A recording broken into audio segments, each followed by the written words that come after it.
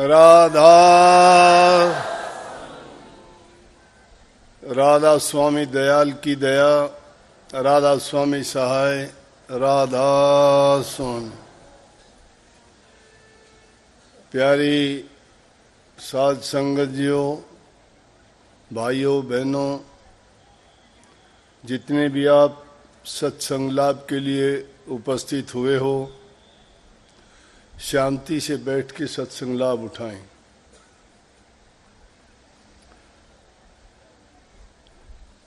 आश्रम ज्यादा बनने के कारण एक एक दो दो साल लग जाता है। सभी सत्संग केंद्रों पे सत्संग एक साल में नहीं हो पाते, लेकिन फिर भी मेरी कोशिश ये होती है एक साल में 2 साल के गैप से हम सत्संग करने का प्रयास करते हैं। तो यहाँ भी 2 साल का गैप जरूर हो गया था, परंतु सत्संग तो आपको हर सप्ताह मिलते हैं। हर 20-25 किलोमीटर पे आश्रम बने हुए हैं, तो सत्संग का लाभ तो आप वहां भी उठा सकते हो, परंतु फिर भी हमारे दिल में अपना और पराई की भावना है।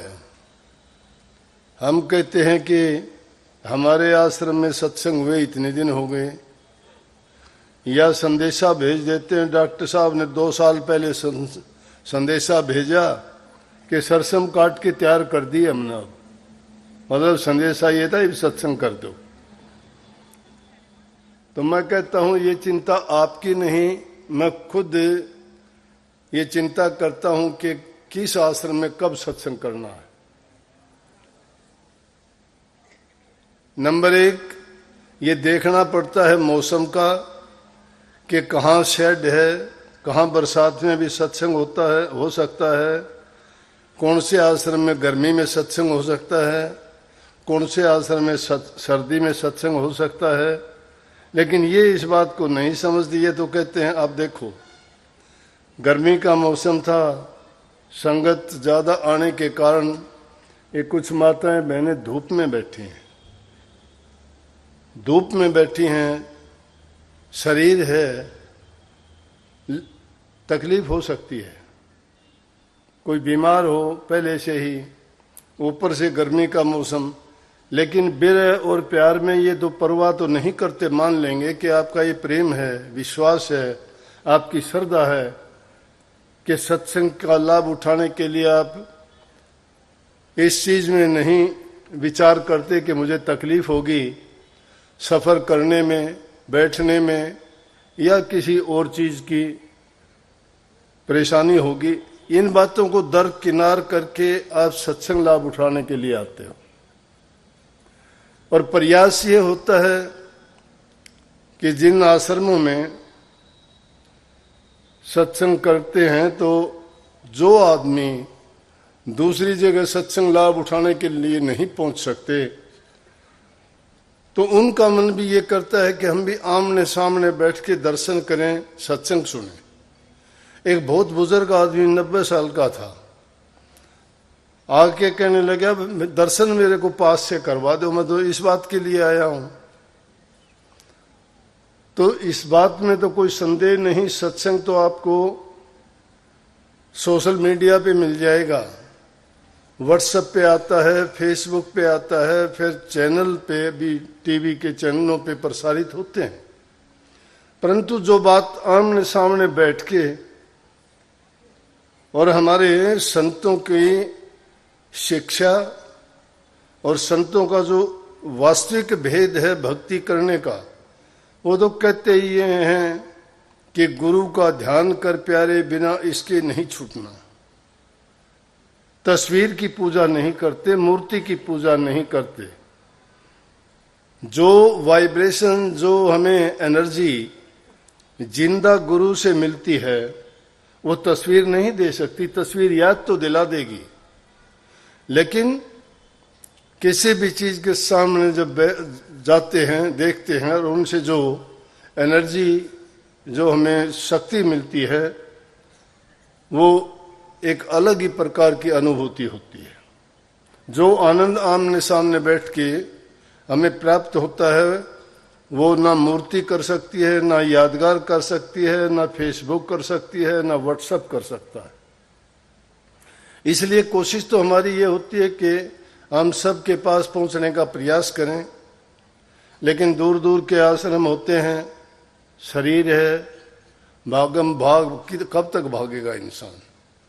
वाणी भी कबीर साहब की थी नहीं है कि भज हंसा हरि नाम जगत में जीवन थोड़ा रे। आखिर जीवन लंबा कहां है ये। परंतु जो हमें ये अवसर मिला है, इंसान का जो शरीर मिला है, ये बड़ा दुर्लभ है। गुरु ग्रंथ साहब में वाणी आती है, दुर्लभ दे पाई बड़ भागी, नाम न जपी ते आत्म घाती। मर ही जाहि जो बिसरत नाम, नाम बिहुना जीवन कोने काम। खात पीत खेलत हस्त विस्तार, कौन अर्थ मृतक श्रृंगार। दुर्लभ दे पाई बड़ भागी। निस्संदेह इंसान का शरीर, ये हमें जो जीवन मिला है, इसके समान कोई जीव नहीं है। इस सृष्टि में रचनाकार ने 4 खान में 84 लाख प्रकार की योनियां बनाई, जिनमें देवी देवता किन्नर गंधर्व भूत पिशाच बांदर भालू वो भी आगे, वो भी इंसान योनि में गिनते हैं, जो 4 लाख प्रकार के आते हैं। परंतु इंसान के तुल्य कोई भी जीव नहीं है।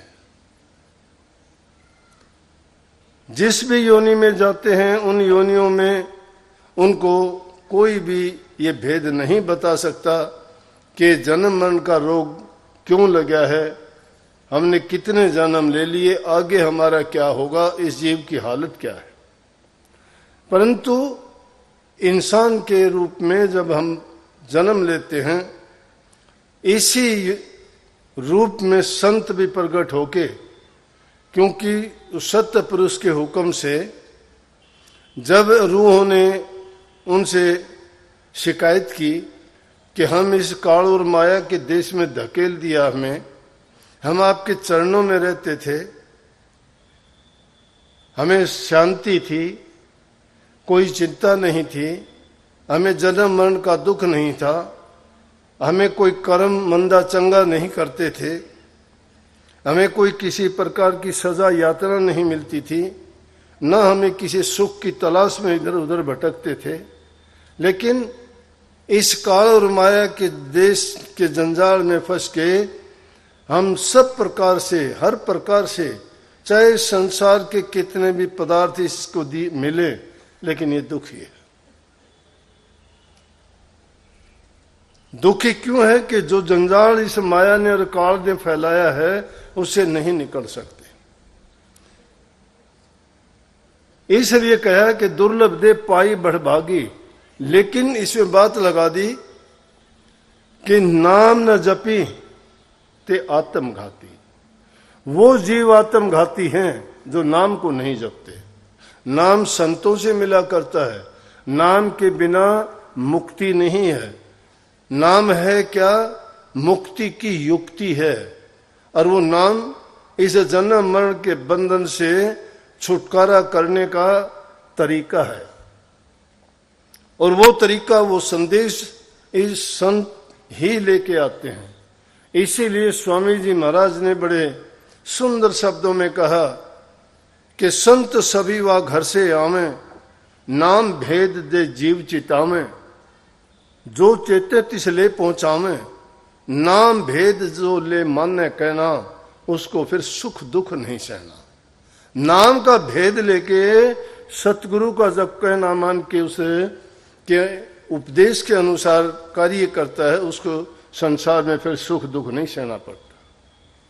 लेकिन जो जीव इंसान का शरीर मिल गया और उसके बाद भी वो खोटे मंदे कर्म करता है, पाप कर्म करता है, दूसरे जीवों को पीड़ा देता है, दुख देता है, मन से देता है, वचन से देता है, कर्म से देता है।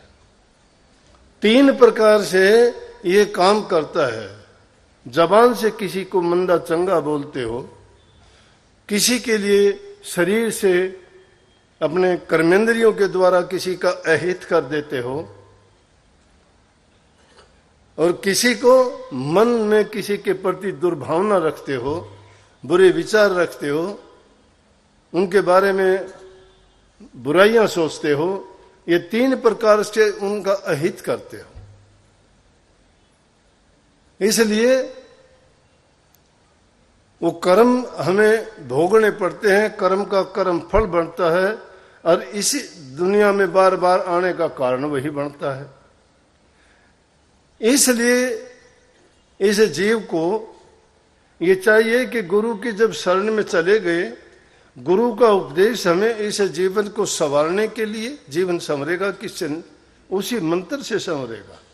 गुरु कहता क्या है? गुरु को कोई स्वार्थ नहीं है, गुरु को कोई लालच नहीं है। दुनियादारी के लोग तो पता नहीं क्या क्या बातें बनाते हैं, क्या क्या सोचते हैं, क्या क्या बोल जाते हैं। जिनको जितना ज्ञान होगा, समझ होगा, उतनी बात कह जाते हैं वो।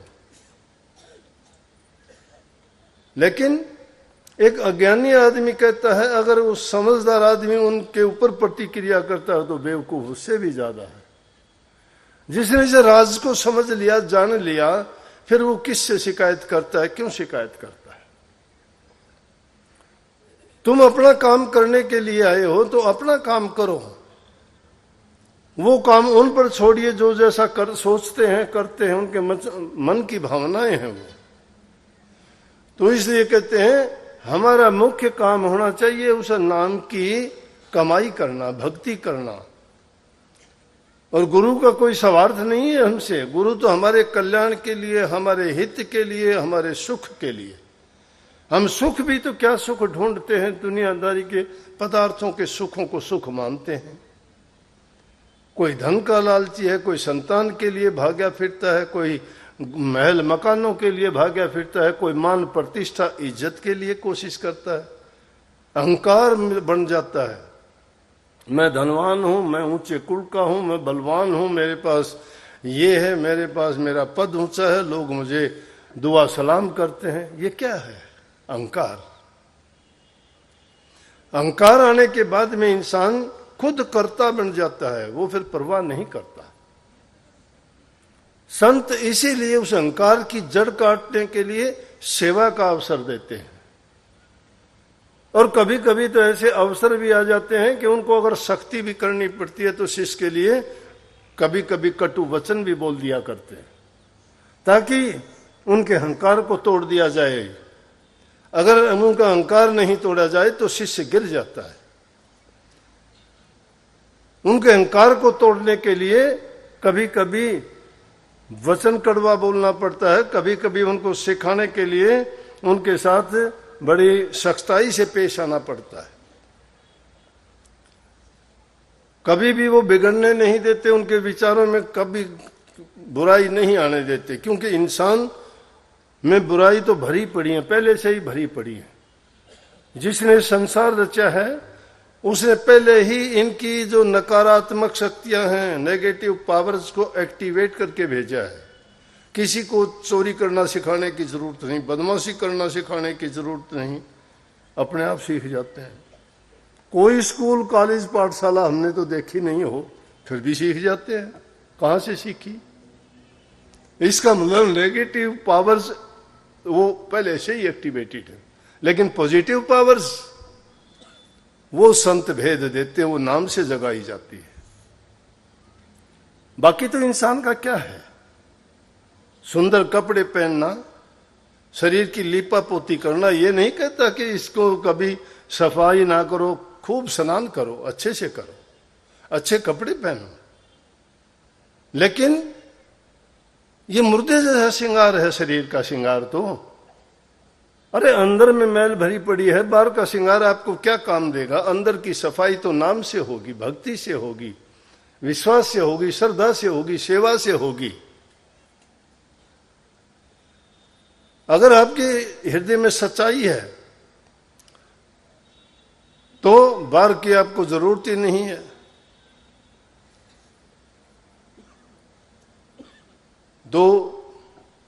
कबीर साहब की वाणी में एक जगह आता भी है एक मनमुख एक गुरु सेवक से पूछता है कि दुनियादारी में देखते हैं औरों के ये हाल नहीं है, आपका बड़ा चेहरे पे खुशियां झलकती हैं, आप बड़े निर्भय नजर आते हो, निश्चिंत हो, कोई परवाह नहीं, आपको क्या बात है, आप सुखी हो।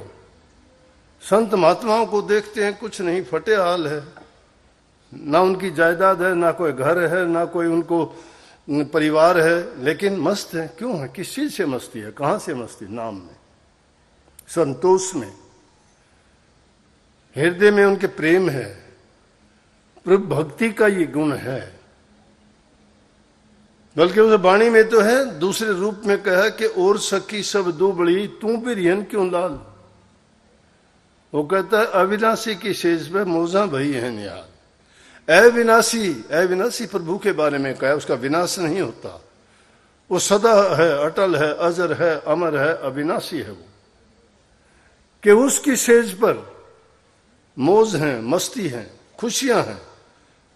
हम क्यों होंगे? हम दुबड़ी क्यों होंगे? दुबड़े तो वो होंगे जिनको संसार के पदार्थों की लत लगी हुई है, ये रोग है, ये बीमारी है। ये बीमारी भी कैसी बीमारी है और निकलती नहीं है। वो बुराइयां जब तक हम त्यागते नहीं है, खुशी के बारे में हम ज्ञान ही नहीं है, पता ही नहीं क्या खुशी है भक्ति की। मन नहीं टिकता है हमारा, जितनी शैतानियां करता मन करता है, यहां बैठे बैठे भी शैतानी कर देगा। सत्संग सुनने के लिए आए हो, लेकिन वहां कोई एक बच्चा भी घूमता दिख जाए, नजर वहां चली जाएगी, सत्संग से दूर हो जाओगे, क्योंकि मन नहीं है, मन टिका हुआ नहीं है।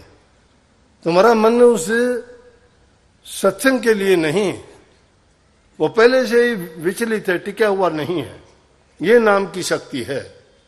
अभी एक पत्रकार भाई आया था, वो करने लगा, जी कहते हैं भजन 2-2.5 घंटे तक कैसे कर लेगा इंसान, कोई टिक जाएगा? मैं कहने लगा 24 घंटे भी टिक जाएगा, 24 घंटे भी, 1 सेकंड भी नहीं हिलता। ये मनमुखों की दुनिया नहीं, गुरुमुखों की है। भक्ति करने वाले गुरुमुख होते हैं, जिनकी वृत्ति हमेशा जब लग जाती है तो दुनियादारी के काम करते रहो, वृत्ति उनकी नहीं हटती। वृत्ति संसारियों की हटती है, उनको यहां बैठे बैठे भी यूं ढूंढते रहेंगे, क्या देखूं मैं, सत्संग से कोई सरोकार नहीं, क्योंकि मन नहीं टिका हुआ, उनको आनंद और रस नहीं आता सत्संग में। और जिसको आनंद और रस आता है, कईयों के तो आंसू टपकने शुरू हो जाते हैं, कई ये टकटकी लगा के देखते रहते हैं, कई अपने कानों को खोल के आश्चर्य अचरज करते हैं, और कई अपने आप को कोसते भी हैं कि देखो जो काम हमें करना चाहिए वो नहीं करते। उन बातों को अपने मन के, अपने विचारों और ख्यालात से तुलना करके सोचते हैं बैठे बैठे। इंसान का मन गिराता है, मन चोर है, मन ठग है, मन लुटेरा है, मन राजा है, मन बादशाह है, मन गुरु है, मन सेवक है, मन ही मीठा है, मन ही कड़वा है, मन ही शत्रु है, मन ही तुम्हारा रक्षक है, मन ही तुम्हारा भक्षक है। दोष सारे मन में है, मन तुम्हारे अंदर में है, यही तुम्हें विचलित करता है, नहीं टिकने देता। नाम कहां से लोगे? एक कीड़ी मिस्री के पहाड़ पे रहती थी, बड़ी मोटी ताजा मिश्री खाती आराम से। दूसरी कीड़ी मिली, उसको देख के कहने लगी, बहन तू बड़ी मोटी तकड़ी है, क्या खाती है, कहां रहती है? बोली कि मैं तो मिश्री के पहाड़ पे रहती हूँ। बोले मिश्री कैसी होती है? बोला बहुत मीठी होती है। बोले अच्छा, तो मैं भी आके एक दिन देखूंगी। बोले हाँ आओ। उसने निमंत्रण दिया। वो मिश्री रहती थी नमक के पहाड़ पे, नमक खाती थी, नमक खा खा के गड़ी पड़ी, वो बिल्कुल कमजोर। वो गई मिश्री के पहाड़ पे, तो मैं मान जाता है तो उसको अच्छे से परोसते हैं। उस कीड़ी ने, बेचारी ने उसको मिश्री अच्छी से अच्छी ढूंढ के ले आई पहाड़ में से, उसके सामने रखी कि ये खाएगी, मेहमानबाजी की उसकी। लेकिन उसने जब मिश्री खाई तो बोली, बोल कैसे लगी? ओठ निकाल दिए। बोली क्या लगी? कड़वी पड़ी है ये तो। वो हैरान होगी कि सारी जिंदगी मैं तो इसके लिए तो बहुत अच्छे से अच्छे ले आई, उसको इसने तो एक सेकंड नहीं लगाई, उसको बिसरा दिया, कहने लगी अच्छी नहीं है। उसने सोच लिया इसके अंदर कमी है कोई ना कोई।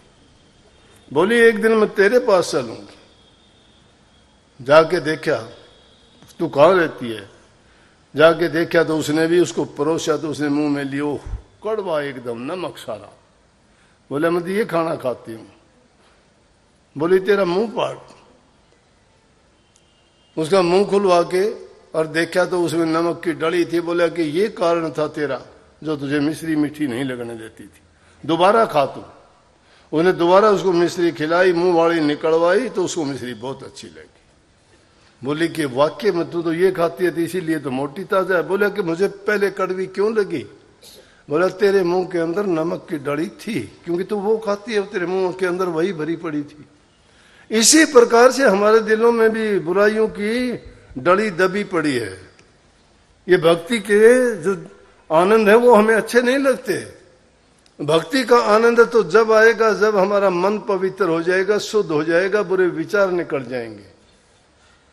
जो विकार हमारे अंदर भरे पड़े हैं, बुरी आदतें हमारी हैं, निंदा की, चुगली की, बुराई की, सोचते रहते हैं कुछ का कुछ दूसरे के बारे में। अरे अपनी चिंता नहीं करते, कहते तुझे पराई क्या पड़ी, तू अपनी आप न मेर। दूसरों की चिंता करते जीवन बिता देते हैं, जो काम करना चाहिए था वो नहीं करते। इसीलिए कही कि इन चीजों को एक तरफ करके उसे नाम की कमाई किया करो। नाम में वो शक्ति है जो किसी चीज में नहीं है। हम छोटी छोटी बात के लिए कभी पंडितों को, कभी ज्योतिषियों के पास, कभी गुरुओं के पास, कहीं साधुओं के पास, कभी मूर्तियों के आगे मत्थे रगड़ते हो, कई तीर्थों पे जाके मन्नत मांगते हो। अरे मांगते क्यों नहीं? तुम्हारे अंदर में बैठा हुआ है वो शक्ति, आपके पास है। तुम्हें बहकाने वाले लोग बहका देते हैं, लेकिन जो सच्ची बताता है उस बात के पास भी नहीं जाते। तुम अपने अंदर में प्रवेश करके अपने मन को साफ और पवित्र करके क्यों नहीं मांगते हैं?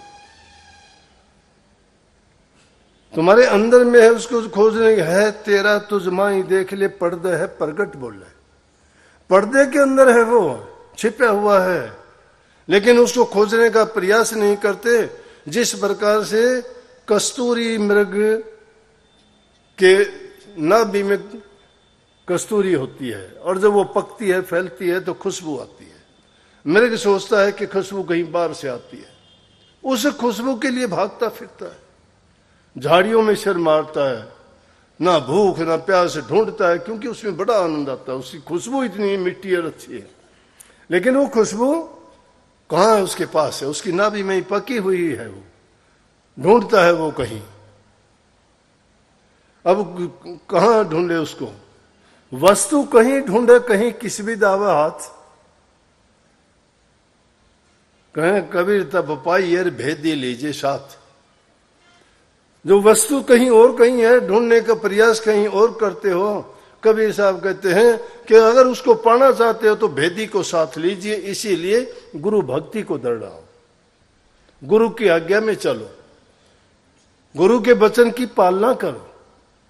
गुरु क्या कहता है? गुरु कहता है कि तुम जो जो नाम की कमाई करते चले जाओगे, तुम्हारे जन्म जन्मांतर के कर्म की गठड़ी जो लेके आए हो इस मन दुर्लभ देह में, उनको सबसे पहले उन पाप कर्मों की गठड़ी को दूर फेंक दो। तुम्हें जगह तो नहीं लगेगी, जगह तो उनको देनी पड़ती है जो गठड़ी सिर पे लेके चलते हैं। सामान भर रखा उन्होंने, तो जगह तो देनी पड़ेगी उसकी। जिन्होंने उस गठड़ी को उठा के और साथ ले जा रहे हैं तो उनको कहां जाने देंगे? रोक लेंगे रास्ते में ही। काल, माया और यम की तीन चौकियां ऐसी हैं जीव को नहीं आगे बढ़ने देती। लेकिन जो नाम के रसिया हैं, जो नाम की कमाई करने वाले हैं, हिम्मत नहीं किसी को उनको छू भी दें। नाम में बहुत शक्ति है, आजमा के देखा करो। नाम का सुमरण भी अगर तुम कर लोगे तो तुम्हें पता लग जाएगा कि नाम का महत्व क्या है। छोटी छोटी बातों के लिए तुम दूसरों के पास भागते हो, पाखंडों में पड़ जाते हो, आके कहते हो कि किसी ने कुछ बता दिया, किसी ने कुछ बता दिया, और उसको तुम सत्य मानते हो। बताने वाला तुम्हारे अंदर में बैठा है, वो शक्ति तुम्हारे पास है, उस नाम की कमाई किया करो। तुम्हें लिख के दे रखा है, उसको भुनाओ। लाल आपके पल्ले में बंधा हुआ है, लेकिन उसका मूल्य नहीं जानते, नहीं समझते। अपनी खुद ही को अपने अहंकार को दूर करो। जिन आपने खुद ही गंवाई ते सब अजाबों छूटे। जिन्होंने अपने खुद ही को गंवा दिया, बेखुदी जिसने अपना ली, जिन आपने खुद ही गंवाई ते सब अजाबों छूटे, ते ही जगात के ही लागे जेड़ा पंड सरूचा छूटे। खुद ही गंवाई ते सब कुछ पाई, इन खुद ही बहुत घर टूटे। ये खुद ही ने बहुत घरों को लूट लिया है, अहंकार ने। इसको दूर हटाइए। अपने विचारों को शुद्ध और पवित्र बनाइए। ये चिंता ना करो कि हमें करना क्या। हम तो ये चिंता करके सोचते हैं कि शायद हम जो करते हैं वही सही है। नहीं, ये करने की आजादी है, बोलने की आजादी है, सोचने की आजादी है। तीन ही तरह से कर्म करते, तीनों चीजों की आजादी हमें मिली हुई है, कोई मना नहीं करता। कुछ भी करो आप अपने लिए करते हो, कुछ भी सोचो अपने लिए सोचते हो, और कुछ भी बोलो, आजादी है, बोल सकते हो। बोलना, सोचना और करना तीन चीज हैं, लेकिन इन तीनों चीजों को अगर तुम सच्चाई के साथ अपना के चलो तो तुम्हारा जीवन अपने आप पवित्र हो जाएगा। इसलिए कई नाम ना जपी ते आत्मघाती। ये नाम की कमाई आत्मघाती कैसे है? जो नाम की कमाई नहीं करते वो आत्मघात जैसा है। नाम की कमाई करोगे वही तुम्हारे काम आएगी, उसको दूसरा कोई ना बटा सकता है, ना ले सकता है, ना छीन सकता है। तुम्हारा अपना काम है वो। दूसरों के लिए तो जीवन हम सारा लगा देते हैं, खोटे मंदे कर्म भी करते हैं, पाप भी कर देते हैं। किस लिए? औरों के लिए। अपने लिए क्या किया हमने? अपने लिए वो कर्म है जो तुम नाम की कमाई करोगे, वो तुम्हारे काम आएगा, और कोई चीज तुम्हारे। इसलिए कही कि खात पीत खेलत हस्त विस्तार। ये खाते पीते हो, सजते संवरते हो, ये दुनियादारी के काम है, सब करते हैं। और कैसा है ये? जैसे मृतक का श्रृंगार है। जैसे मुर्दे को भी सजा के लेके जाते, उसको भी नया कफन देते हैं, लेकिन सारी जिंदगी चोरी करते करते, भ्रष्टाचार करते करते, लूट खसूट करते करते कितना क्या कुछ कर लिया, परंतु कोई हाथ आया क्या? पूरी जिंदगी खोटे मंदे कर्म किए, बुढ़ापे में जाके शिकायत की। अरे बुढ़ापे में जाके तो भेड़िया और चीता भी शिकार करना भूल जाते हैं, वो भी नहीं करते। उस टाइम में जाके कहते हो कि अब मैं क्या करूं, भक्ति करूंगा, हे परमात्मा उठा मुझे। फिर परमात्मा की याद क्यों आ जाती है? अगर वो पहले चेतते तो ये दिन नहीं देखना पड़ता, ये कष्ट और दुख नहीं उठाने पड़ते। लेकिन अफसोस कि इंसान नहीं सोचता। ये तो सोचता है कि जो कुछ है यही है, लेकिन ये एक रैन का सपना है, ये सिर्फ एक बार का दिखावा है, और ये सपना टूट जाता है जल्दी। जैसे रात को सोते हुए सपना आता है, सुबह को सपना गायब। सपने में बादशाह थे, सपने में कहीं दूसरे देशों की सैर कर रहे थे, सपने में पता नहीं क्या क्या आनंद मौज मस्ती कर रहे थे। सुबह उठे तो वहीं अपनी चारपाई पे पड़े थे, कुछ नहीं था। ये हमारा जीवन भी एक सपने की भांति है। इसीलिए वो अल्प आयु है इंसान की। जिनकी लंबी लंबी आयु थी उन्होंने भी कुछ नहीं किया। रावण जैसे कितनी उम्र जिए, क्या मिला? क्या मिला? अच्छे काम करके भी खोटे कर्म करके अपनी जब तक सृष्टि रहेगी तब तक उसका ढोल बजता रहेगा बुराई का, उसके पाप का।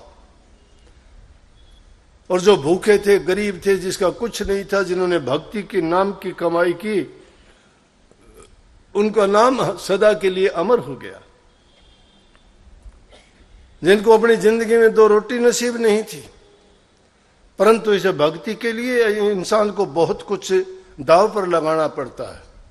अगर सच्ची भक्ति करनी है तो विरह और प्रेम है। सच्ची प्रीत गुरु से होनी चाहिए, प्रतीत होना चाहिए, विश्वास होना चाहिए दृढ़। ये परवाह ना करो कोई क्या कहता है। हमारी तो कोई औकात भी नहीं है। मीरा जी तो एक राजघराने की थी, राजपूत जाति में थी, घुंघरू बांध के नाची थी, परवाह नहीं की। घर वाले ने कहा तो गलियों में शुरू कर दिया। बुल्ले शाह बहुत ऊंचे घर का था। गुरु को रिझाने के लिए वैश्या का रूप धारण कर लिया, नाचने वाली का। गुरु को खुश करने के लिए जाके नाच दिखाया, गुरु खुश हो गया। गुरु से नाराजगी होगी थी, गुरु की नाराजगी होगी थी, और गुरु की नाराजगी बर्दाश्त नहीं हुई। वो सच्ची प्रीत थी, वो विरह थी। तो जब सच्ची प्रीति किसी से लग जाती है तो उसकी जुदाई बर्दाश्त नहीं होती। ये रूह तो बेचारी कभी की कितने दिन की जुदा है। कोई बिरला है, कोई बिरला है इस बात के लिए रोता है मुझे दर्शन किए बहुत साल हो गए। जिनको दर्शन नसीब नहीं होते वो सोचते हैं, जिनको रोजाना दर्शन मिलते हैं वो उनको लिए कोई परवाह ही नहीं है। सच्ची लगन जिसकी लगती है वो दर्शन का महत्व जानता है, सत्संग का महत्व जानता है। अरे दर्शन करने से अगर तुम्हारे मन के अंदर खिंचाव नहीं होता है, तुम्हें वचन अच्छे नहीं लगते हैं, तुम्हें उनकी बातों से मजा नहीं आता है, तो समझो कि कच्चे हो भक्ति में। अभी स्वामी जी महाराज ने लिखी है, वचन प्यारे गुरु के ऐसे जैसे माता सुतोतरी बात, कि गुरु के वचन तो ऐसे प्यारे लगते हैं शिष्य को जैसे माँ को बच्चे की तोतड़ी बात करता है ना। रोटी को ओटी कहता है तो अच्छा लगता है, पानी को मानी कहता है तो अच्छा लगता है।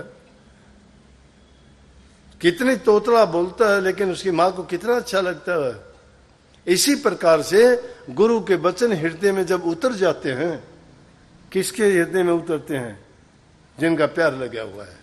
और जिसका प्यार नहीं होता उसको तो उस छाया से भी डर लगता है, दूर भागता है। वक्त होता है, लेकिन गुरु की कृपा जिसको मिल जाती है, गुरु की मेहर जिस पर हो जाती है, तो आपने कहने में तो आम बात में एक बात और भी कह देते हैं कि जिस पर खुदा मेहरबान उसका गधा भी पहलवान। तो खुदा के जिस पर गुरु मेहरबान हो जाए तो उसका शिष्य पहलवान नहीं हो जाए क्या? जिसने गुरु से दीक्षा ली है, गुरु सबके लिए है। अभी एक पत्रकार भाई साहब आए थे, कहने लगे निमला जी इतने लोग होते हैं, एक गुरु उनका कल्याण कैसे कर देता है? मैं कर देता है भाई। ये सूर्य कितने हैं? एक होगा। बोला हम इतनी दुनिया में प्रकाश सबको कर देता है ये। अरे गुरु एक देशी भी है, सर्वदेशी भी है। वो सबके दिलों में बसता है और सब अपने अपने को कहते हैं ना मेरा है ना मेरा है, लेकिन है सबका। कबीर साहब ने कही, कबीर गुरु सबको चाहे, गुरु को चाहे न कोई। गुरु सबको चाहता है, गुरु को अपना सब बनाते हैं। इसलिए ये तुच्छ जीवन है, बहुत समय बहुत कम है, देखते ही देखते गुजर जाएगा। बचपन गया, जवानी गई, मुड़ के नहीं आए। बुढ़ापा आएगा, वो भी चला जाएगा लेकिन लेके जाएगा, वो नहीं छोड़ के जाएगा। इसलिए वो दिन आने से पहले क्यों ना हम अपना काम कर लें, उस निज घर में जाने की टिकट क्यों ना कटवा लें। जो नाम का जहाज लगा है वो उसमें बैठने के लिए गुरु से नाम की टिकट लेके और टाइम से पहले ही लाइन में जो लग जाता है वो जीव अपने धुरधाम में पहुंच जाता है, उसको इंतजार नहीं करना पड़ता। बहुत खुशी की बात है अपनी संगत को देखते हुए। इतना अनुशासन, दूसरे लोग भी आपकी प्रशंसा करते हैं। पंजाब से भी एक दो मिले, मेरे को कहने लगे कि आपके कोई सेवादार भी विशेष कभी दिखाई नहीं देते, फिर भी आपकी संगत। मैं कहने लगा सेल्फ डिसिप्लिन्ड है, मैं अपने आप ही वो कर लेते हैं सारा काम। किसी को न बल्ले पे आने की जरूरत, प्रसाद भी अपने आप बना लेते हैं, प्रसाद अपने आप ही जिमा देते हैं और अपने आप भी जिम लेते हैं। और क्या होगा? हुक्का बीड़ी पान तंबाकू कोई बुराई नहीं है। अरे भाई गुरु से नाम की दीक्षा ले ली, ये बुराइयां तो छोड़ दी, ये मोटे बंधन तो जगत के काट दिए, लेकिन झिन्ने बंधन भी टाइम आएगा तो वो भी काट लेंगे। इतना करते करते नाम की कमाई जब बार की, बुराइयां जिसने छोड़ दी हैं, तो नाम की कमाई करना कोई कठिन और मुश्किल नहीं, बहुत आसान है। राम का नाम लेना कोई बड़ी बात थोड़ी है। ये बड़ी बात उन्होंने बढ़ा दी जिन्होंने इसको बहुत बड़ा चढ़ा के पेश किया। राम किसी से दूर नहीं है, वो मालिक सबके पास है, लेकिन हमने दूर सोच सोच के दूर बना दिया। इन बुराइयों को छोड़ के अपने अंदर में जब झांक के देखोगे, तुम्हारे अपने आप में ही तुम्हारा बैठा हुआ है, हमारे अंदर में ही बैठा हुआ है। और जब आंख बंद करके उसको देखोगे, उसको पाओगे। नाम की कमाई, नाम का सुमन करते करते सारी चीजें, ध्यान भी उसी में है, शब्द भी उसी में है, धुन भी उसी में है, सब कुछ उसमें मिल जाएगा। बहुत अच्छा अवसर मिला है। ये दुर्लभ जीवन है, ये दुर्लभ समय भी है। ये कलयुग जैसा वक्त फिर नहीं आना। कलयुग जैसे थोड़े समय में जीव का कल्याण कभी नहीं हुआ। सतयुग में लाखों ने 70-80 हजार वर्ष तक तप किया और फिर भी उनको घर अपनी मंजिल नहीं मिली। त्रेता युग में भी नहीं मिली, लेकिन कलयुग में आसानी से सत्संग के द्वारा नाम की कमाई करने से सबको सुलभ होगी। गृहस्थ में रहते हुए, गृहस्थ जीवन को भोगते हुए, अपने जीवन को जिन्होंने अच्छा पवित्र और शुद्ध मन बनाया, उनका सहज में ही कल्याण हो गया। इसीलिए सहज योग है राधा स्वामी मत्सुर शब्द का योग। सारे काम करते हुए इस बात को कभी ना भूलो कि हमारा लक्ष्य क्या है। मनुष्य जीवन का लक्ष्य है कि इस जन्म मरण की बेड़ियों को काट देना। और जन्म मरण की बेड़ियां कैसे कटेंगी? नाम की कमाई करने से। सारे काम जब करते हो तो नाम क्यों नहीं जपते? नाम क्यों नहीं जपते? सोच के अपने आप फैसला किया करो कि हम खाने में होशियार हैं, पहनने में होशियार हैं, दुनिया के और दूसरे आनंद भोग पदार्थों में उनके आशिक हैं, लेकिन जिसने हमें सब कुछ बख्शा है उसके आशिक क्यों नहीं हम? सारे काम छोड़ के भी जो काम हमें नहीं करना, जो काम हमें करना चाहिए वो क्यों नहीं करते? वो काम तो सर्वप्रथम करना चाहिए, उसके बाद दूसरे काम करने चाहिए। नाम के लिए कोई आडंबर, कोई पाखंड और कोई पाबंदियां नहीं है। नाम हर चीज को पवित्र करने वाला है, उसको कोई वक्त और कोई समय नहीं है। जब भी तुम्हें समय मिले उसी समय लग जाया करो। रात में जब भी जाग आ जाए उसी समय लगो। अगर टाइम बना के करोगे तो तुम तो वो ख्याली भक्ति करते हो, ख्याली भक्ति से कल्याण नहीं होगा। ख्याली भक्ति कहते हो मैं 1 घंटा बैठूंगा, 2 घंटे, 2.5 घंटे बैठूंगा। 2.5 घंटे बैठ के क्या ध्यान करेंगे हम? किस चीज का करेंगे? टाइम का ध्यान करेंगे हम तो फिर, कि टाइम हो गया कि नहीं हो गया। टाइम को बार बार देख भी लेंगे, शायद वो गाड़ के देखा ये टाइम हो गया। मेरे साथ तो बीती है ऐसी बातें, मैं इसलिए कहता हूं कि भाई इतने टाइम बैठना था, वो टाइम हो गया कि नहीं? नहीं हो गया, फिर उल्टे बैठ के। तो शायद आपके साथ भी बैठता हुआ, इसलिए मैंने जो परेशानियां आई थी वो आपको भी मैं बता देना चाहता हूं। होता है कि नहीं होता? इसलिए उसकी परवाह ना किया करो। अगर 10 मिनट के लिए भी बैठते हो तो 10 मिनट में भी आपको ये होना चाहिए, भूल जाया करो अपने आप को।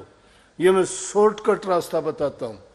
जब भी तुम ध्यान और अभ्यास के लिए बैठते हो, नाम का सुमन करते करते तुम्हारी ये अवस्था हो जाती है कि आपको ये पता ही नहीं कि आप नींद में हो, आपको ये पता ही नहीं कि आप ध्यान में हो, आपको ये पता ही नहीं आप नाम का सुमन करते हो। आपको ये भेद नहीं होना चाहिए मैं बैठा हूं, सोया हूं, खड़ा हूं या क्या करता हूं।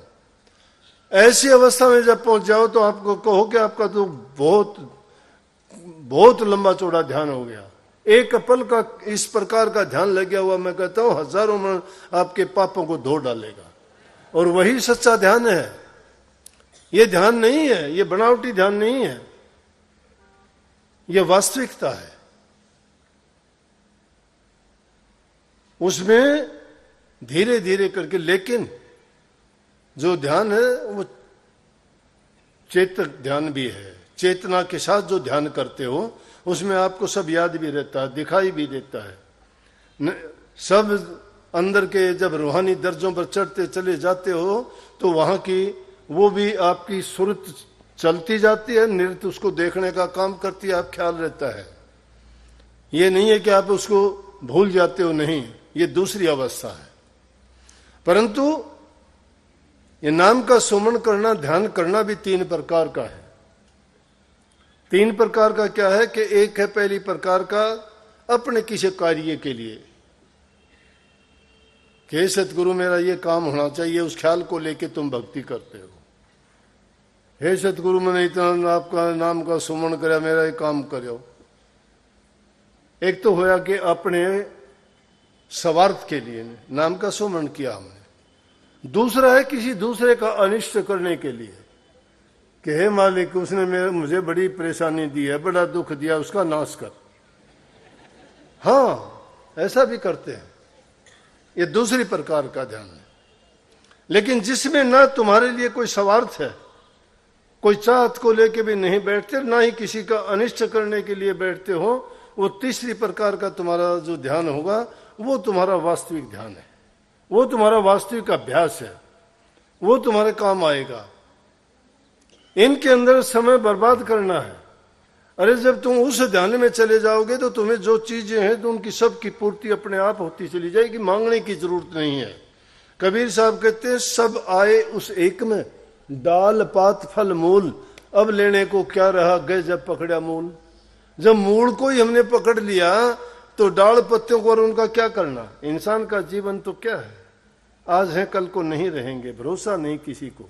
समय रहते हुए चेत लेना चाहिए। पेड़ से भी टूटा हुआ पत्ता बोलता है, पात झरनता यूं कहे सुनो, तरवर बन रहा है अब के बिछड़े ना फिरने, दूर पड़ेंगे जाए। पत्ता भी पेड़ से कहता है कि हे तरवर अब आपसे बिछड़ चले हैं, दूर कहीं जाके गिरेंगे, कहां मिलेंगे, मिलने का कोई अवसर ही नहीं होगा, दोबारा नहीं मिलते। लेकिन पेड़ क्या कहता है, वृक्ष बोला सुनो, वृक्ष कहे सुनो पात राय सुनो हमारे मीत, एक आया एक चाल सिर यही जगत की रीत। ये दुनिया की रीति है, यहां एक आता है एक जाता है, ये कीड़ी जैसा नाल लगा हुआ है। परंतु एक आदमी अपना काम करके जाता है, हंसता हुआ जाता है यहां से। एक आदमी यहां से खोटे मंदे कर्म करके जाता है, उन पापों को याद करता है और रोते हुए बिलखते हुए जाता है, तड़फता हुआ जाता है। जो अपना काम करके जाता है वो मस्त और मगन होके जाता है, बता के जाता है कि मेरा काम हो गया, मैं जाने वाला हूं, मैं चलने वाला हूं। ये दुनियादारी के फंदे इंसान को घेरे रखते हैं, बंधन है ये। इन बंधनों में बंधो मत, काम सारे करो। तन है तुम्हारा दो, परिवार को दो, दुनियादारों को दो, तन तुम्हारा नहीं है।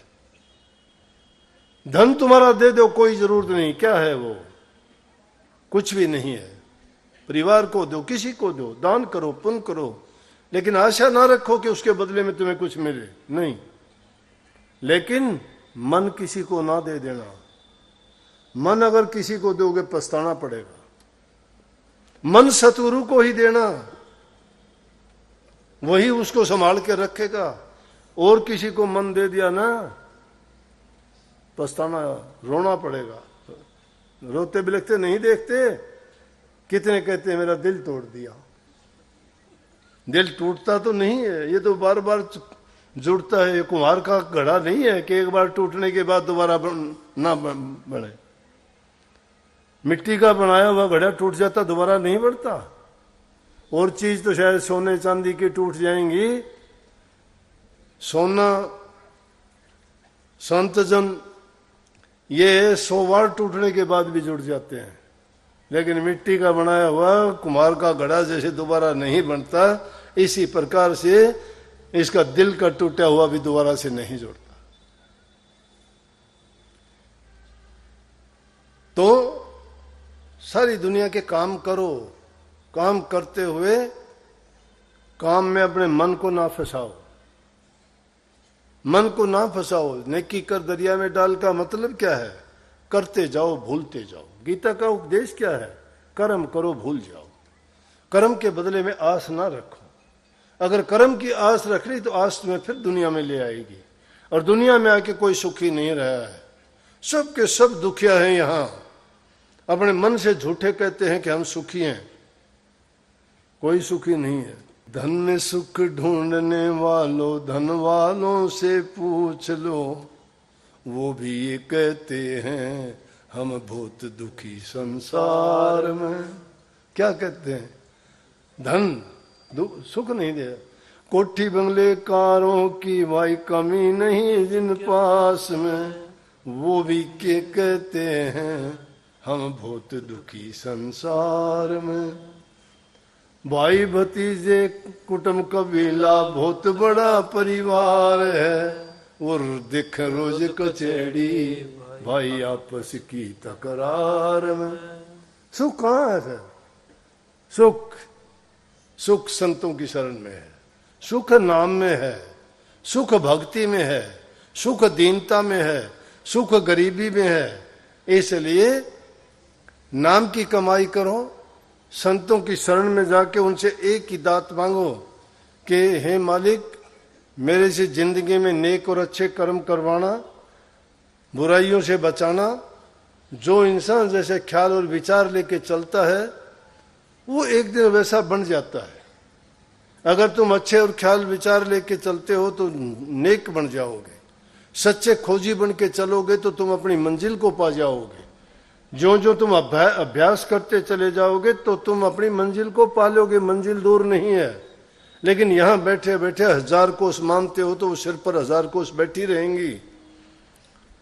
चलना शुरू कर दोगे तो जितना चलोगे उतनी मंजिल कट जाएगी, कम हो जाएगी। और धीरे धीरे करके जिन्होंने चलना शुरू कर दिया वो धीरे धीरे पालेंगे। जल्दबाजी नहीं करने की कोई जरूरत नहीं। और फिर ये भी कई बार आके शिकायत करते हैं, मेरा भजन सुमन जी क्या होगा, बस इतनी कृपा कर दो, मेरा तो ये काम मुझे आप पार लगा देना। भाई पार लगाने का काम तो तुम्हारे बस में है। तुम्हारे हाथ में नाव दे दी, अपनी अपनी चलाओ और पार जाओ। अब वो जहाज वाला काम जो है जब होगा तो वो नाव लेके जहाज तक पहुंच जाओगे। अब कमाई करते नहीं हो, सारा दो करेगा गुरु, करेगा गुरु नहीं करेगा। गुरु ने करना था कर दिया, गुरु से ज्यादा तुम्हारी संभाल करेगा, कदम कदम पर करेगा। तुम गुरु के हो जाओ, गुरु तुम्हारा हो जाएगा। गुरु को अपना बना लो। गुरु अपना कैसे बनेगा? नित्य प्रति अभ्यास किया करो, नाम का सुमरण किया करो, ध्यान में जाके मांगा करो गुरु से। फिर देखो गुरु तुम्हारा होता है कि नहीं होता। फिर देखना तुम्हारे काम संवरते हैं कि नहीं संवरते। फिर देखना तुम्हारी बुरी आदतें छूटती हैं कि नहीं छूटती। नित्य प्रति के ऐसा करने से तुम्हारी जो खोटी नीयत है, बुरे ख्यालात हैं, वो सब के सब दूर होते चले जाएंगे। हृदय पवित्र होता चला जाएगा और शुद्ध और पवित्र हृदय में ही प्रभु का वास होता है। फिर भजन करना कठिन बात नहीं है। ये तो कठिन हमें कब तक लगता है कि संसार के कामों में सदियों से फंसे हुए हैं और उनमें से निकलना बड़ा कठिन है। लेकिन धीरे धीरे करके जब हम शुरू करेंगे तो एक दिन हो जाएगा। धीरे धीरे रे मना धीरे सब कुछ होए, माली सींचे सो घड़ा तो ऋतु आए फल होए। फल तो टाइम आने पर मिलेगा ना। ये नहीं कि हम अपना काम करके अब अभी सोच लें कि परिणाम अभी मिल जाए। परिणाम मिलने में समय लगेगा। ये जीवन है, ये सोचो कि इसका भरोसा नहीं, अगले ही पल का भरोसा नहीं है। हम तो आगे तक की सोचते हैं। बल्कि ख्याल आया था, इसलिए कह भी देता हूँ, अपने रोड आश्रम से आए, आके कहने लगे जी हमें 5-7 दिन के लिए आश्रम चाहिएगा अपना रोड वाला। मैं अच्छा, मैं बोला कब चाहिएगा? तो उन्होंने बताया पता नहीं 7 मार्च से लेके 10 मार्च तक। मैं बोला मार्च तो चाली, आज 31 मार्च होगी। नहीं बोला ना 2025 में। ओ तेरी के, ये तो 1 साल का दावा करें। मन में बोला, मैं उन्होंने बोला कुछ भी।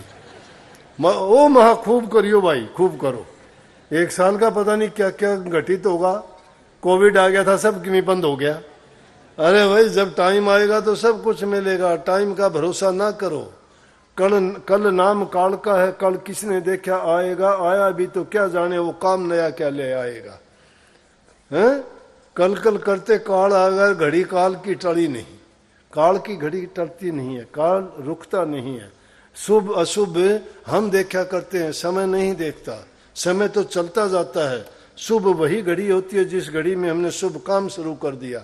मत चक्रों में पड़ा करो कि ये वास्तु खराब है, इसका ये खराब है, इसकी मंगल खराब है, इसका राहु केतु, ये इसमें मूड, कितने आके कहेंगे ये बच्चा मूड़ों में हुआ है। मैं बोले मूड़ बिना तो एक गेंदे का पेड़ भी कौन लाग गए भाई। बिना मूड़ के कोई चीज होती है क्या? हर चीज मूड़ से होती है, मूड़ तो जड़ने के हैं, लेकिन बेवकूफ बना दिए कितने। बोले मूड़ा में है, मूड़ के उसे थम ही बता दो भाई, कौन सी बुरी बात है मूड़ बोलो। बिना मूड़ के कोई चीज हो इसे के, फिर क्या तंडरा करो मूड़ते। फिर कहेंगे काल सर्प योग से, वो क्या उसे भाई, सांप लड़ तो जा तो काल सर्प योग हो गया, और सांप नहीं लड़े तो काल सर्प योग की शाह। अजीब अजीब बात नहीं, कोई मंगलिक से मंगल तो हम तो हिंदी में मंगल अच्छे ने कहा करा, तो हमने बुरा क्यों कर लगा मांगलिक। नहीं बोला ना लड़की से तो इसका पति इसने छोड़ देगा या मर जाएगा, और लड़का से तो उसकी पत्नी मर जाएगी, पता नहीं इसने छोड़ दे। मंगल कड़े हो गया, अमंगल हो गया वो तो। फिर मंगली क्यों कहो? पता नहीं दुनिया ने कैसे कैसे ये बातें बना के लोगों के दिमाग खराब कर दिए। इन बातों में ना पड़ा करो भाई, सच्ची भक्ति किया करो, प्रभु के हाथ है ये सारी चीज। लेकिन हमारे हाथ में क्या है उसको याद करना, जो सबके काम संवारे उसको याद किया करो ना। अमंगल होगा तो मंगल कर देगा, काल सर्प योग होगा ना तो उसने वो घोड़ा सर्प योग, घोड़ा योग कर देगा, और जो मूल होगा ना उसके फल योग कर देगा। इन चिंताओं में ना पड़ के सच्चा काम किया करो। भक्ति का रास्ता, सच्चे रास्ते पे चल के नाम की कमाई करोगे ना, ये इस तरह वाले पाखंड छूटते चले जाएंगे। इन दुनियादारी की बातों में साधु होके माने सुन, उसका मुखड़ा देख के कौन। तुम साधु होके, साधु साधना करते हो ना, साधु कौन होता है?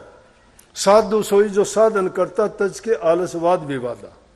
साधन करते हो तुम नाम का, आलस और वाद विवाद को छोड़ के करते हो ना, कि अभी सारी बुराई छोड़ के जब भक्ति करते होगे तो साधु हो आप। और फिर कहता है कि साधु हो के मानने सुन, उसका मुखड़ा देखे कौन, फिर तो बुरा काम हो गया। साधु कहाँ हुए? घरों में प्यार प्रेम रखा करो, बूढ़े बुजुर्ग की इज्जत कदर किया करो, अपने बच्चों को संभाल के रखा करो। ये जरूरी चीज है। भक्ति के मार्ग में चलना कठिन नहीं, कठिन तो ये है कि बच्चों को हम सही उनकी परवरिश नहीं करते, उनको अच्छे संस्कार नहीं देते। बच्चे नशे विकारी हो गए हैं, उनकी संगति बुरी हो गई है, नीच कर्मों में पड़ने के कारण तुम अपने बच्चों को अनुशासनहीन देखते हो। फिर क्या करते हैं कि रोजाना देखते हो कि कहीं गोलियां चलती हैं, कहीं चोरियां होती हैं, कहीं सड़क पर देखते हैं जवान जवान बच्चे लापरवाही के कारण। अगर उनको अच्छी शिक्षा दी जाए, सही समझाया जाए तो वो बच्चे कभी भी रास्ते से भटकेंगे नहीं। अब तो देखते हैं नशे की प्रवृत्ति बढ़ती जा रही है। क्यों, कैसे बढ़गी? ये हमारी कमी है। हम अपने बच्चों को संभालते नहीं। हमारा बच्चा कहाँ जाता है, किसके पास बैठता है, कैसी संगति है, क्या खाता पीता है, कहाँ से लाता है। तुम्हारा बच्चा है, उसके पास अच्छे अच्छे फोन है, किसी का मोटरसाइकिल लिए फिरता है, तुम्हें पता ही नहीं कहाँ से लिया। कहेगा तुम्हें क्या, तुम्हें तो जवाब देता है तुम्हें क्या। अब क्या करोगे? माँ बाप की संपत्ति तो उसकी संतान है, संतान उसकी ये हालत है। रोजाना शादी बनती है, शादी टूट जाती है, शादी होती है तो गलत होती है। बोलते हुए थोड़ा अच्छा नहीं लगता ये बात। काफी बच्चे कह देते हैं कि गांव की गांव में शादी करेंगे। अब कैसे शादी कर लेंगे? पहले तो गुआंड में भी किसी लड़की को दूर देखते थे तो बड़ी बहन मानते थे, और पास से गुजरते थे और पता लगता उस गांव की लड़की है तो उसको पैसे दे के आते, रुपया दे के आते। रुपया बड़ा चीज था कि तू मेरी बहन है भाई, हमारे पड़ोस के गांव की है तू। अरे अब तो गांव की गांव में कहते हैं शादी कर लेंगे। अच्छी बात है, हम ये नहीं कहते कि करो, लेकिन ऐसे ढंग से करो तुम्हारे माँ बाप खुश हो, जो तुम्हें तुम्हारे सामाजिक ताना बाना जिससे छिन्न भिन्न ना हो। अच्छी बात करो, लेकिन संस्कारी बच्चे होंगे वो ऐसी चीजों में नहीं पड़ेंगे। ये कोर्ट कचहरी के धक्के क्यों खाने पड़ते हैं? रोजाना देते हो जवान बच्चों की हालत क्या देखते हो? इसलिए उनको संभालना, उनको अच्छे संस्कार देना, जो असली माँ बाप का है और जिस माँ बाप ने उसको अच्छे गुण, अच्छे संस्कार दिए हैं, तो उनको कोई शिकायत का मौका कभी नहीं मिलता। अब बच्चों के प्रति हम लापरवाह हैं। मैं ये कहा करता हूं, बच्चों की इच्छा पूरी नहीं करनी, जरूरत पूरी करो, जरूरत पूरी करो। उनकी जरूरत है, वो चीज उनको दीजिए। इच्छा तो पता नहीं क्या की क्या कर लेंगे, वो पूरी अगर करनी शुरू कर दी फिर काबू नहीं रहेंगे। ये माता बहनों के, सास बहू के झगड़े रोजाना घरों में, अरे कोर्ट कचहरियों में क्यों पढ़ते हो? अगर तुम्हारी नहीं बनती आपस में झगड़ा करने की, कि एक दूसरे को क्या पाठ पढ़ाओगे, क्या पढ़ाओगे, क्या लोगे? कोई अच्छी चीज है? लड़की जाके कोर्ट कचहरी में खड़ी होती है, 10 आदमी देखेंगे, इज्जत से देखेगा कोई? क्या पढ़ाओगे उसको? परमात्मा पर छोड़िए, उसने गलत किया, परमात्मा सजा देगा। कह दीजिए कि अगर तू खुश नहीं है तो तू अपने घर, मैं अपने घर, चलो फैसला। लेकिन नहीं करते। क्यों नहीं करते? वही बात आ जाती है।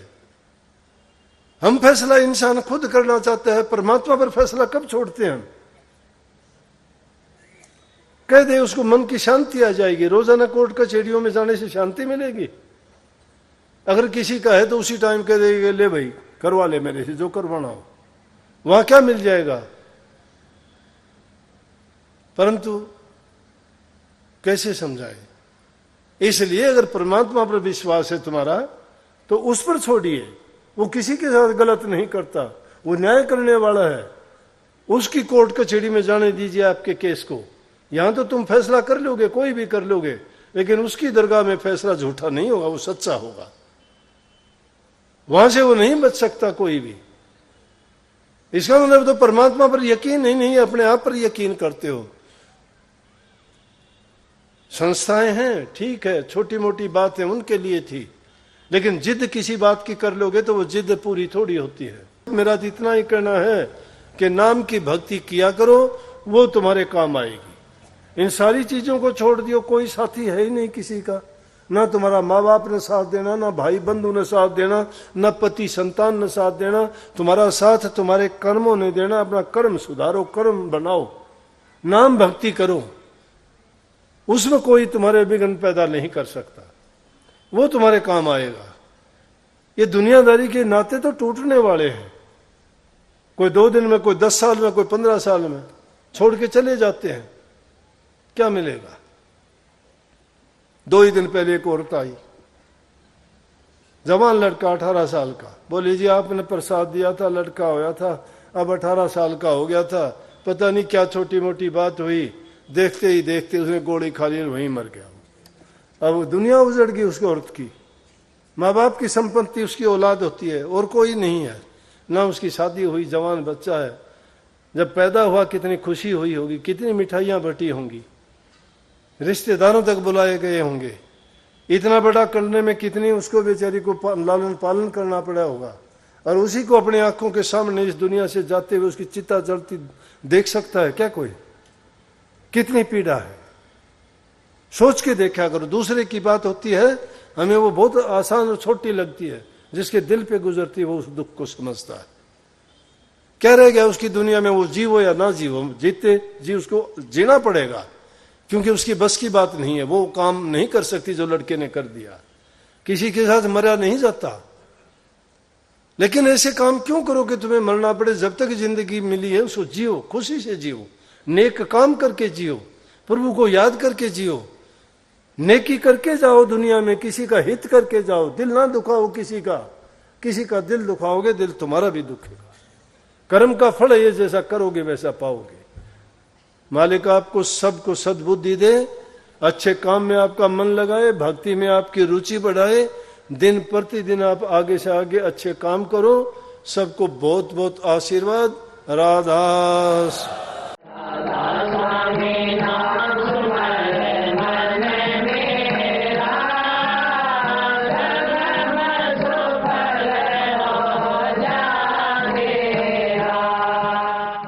हमारे संत वाणी चैनल को सब्सक्राइब करें, वीडियो को लाइक करें, शेयर करें और हाँ, बेल आइकन पर क्लिक करना बिल्कुल ना भूलें, ताकि हमारी किसी भी वीडियो की सूचना सबसे पहले आपको मिले।